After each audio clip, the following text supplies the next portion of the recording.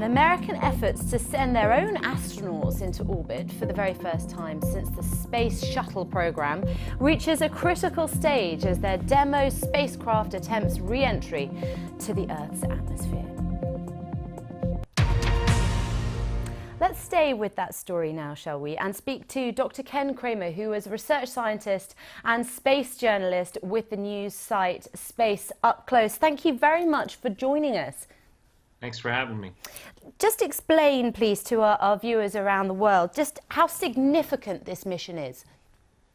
Well, it's super significant. The stakes are extremely high because, as you said in the introduction, we're going to be hopefully launching astronauts soon. Since the retirement of the shuttle in 2011, we haven't been able to launch any people into space. We've been totally reliant on the Russians. So now we've had these programs underdeveloped since about 2010 to develop commercial crew capsules actually built by private companies instead of NASA. And so the first of those, the SpaceX Dragon, just launched, and in about 8.5 hours, its mission is going to hopefully end successfully. So that will restore America's capability to launch humans into space, and also we'll be bringing along our international partners, for example, astronauts from Europe. Just how difficult is it to get the Crew Dragon, back to Earth safely? Because it seems that Elon Musk has certainly aired at least some concerns. Well, there's always a concern. I mean, we have to remember that the Space Shuttle Columbia was destroyed when it returned because of a leak in the heat shield. So the concern here is we have to make sure the heat shield functions, because it's going to heat up to several thousand degrees on the outside of the capsule. It's scorching. I mean, it's way hotter than your oven. So, if it fails, the astronauts would be killed. So that would be a total disaster and a total setback. So, like I said, the stakes are extremely high, but they have a lot of confidence everything will work. So far, everything's worked perfectly. And just explain to our viewers how worrying the failure of the Soyuz rocket was back 6 months ago. I mean, does it in any way affect today's re-entry back into the Earth's atmosphere? Well, absolutely.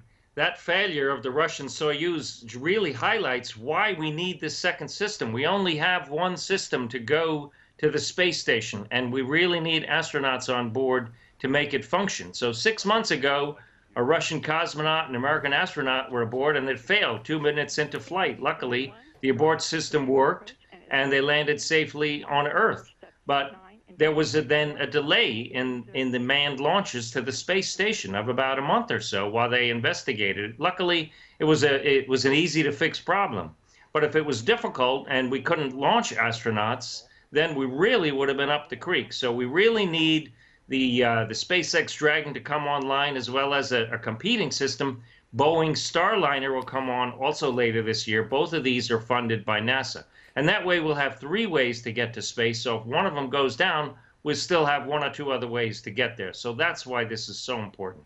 Yes, that's why I wanted to ask you about this other launch happening in April with Boeing. I mean, is this the future, a sort of moving towards a sort of a more US-style, a NASA-style space exploration program?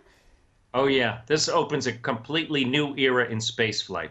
In the past, the capsules were designed by NASA. They were built by industry, but basically designed by NASA to NASA specifications. In this case, the companies, Boeing and SpaceX, came up with their own design. They get oversight from NASA to make sure that the vehicles are safe and reliable and robust, but pretty much they're on their own to do their own thing.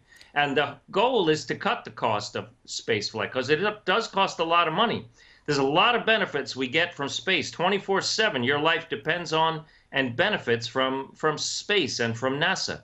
And we need to get our astronauts back up there in a way that is a lot cheaper. And that's what this commercial space flight will do. It'll make it much cheaper than it was with the shuttle. Okay, Dr. Ken Kremer, we're going to have to leave it there. Research scientist and space journalist, thank you very much for your time. Thank you for having me. Bye-bye.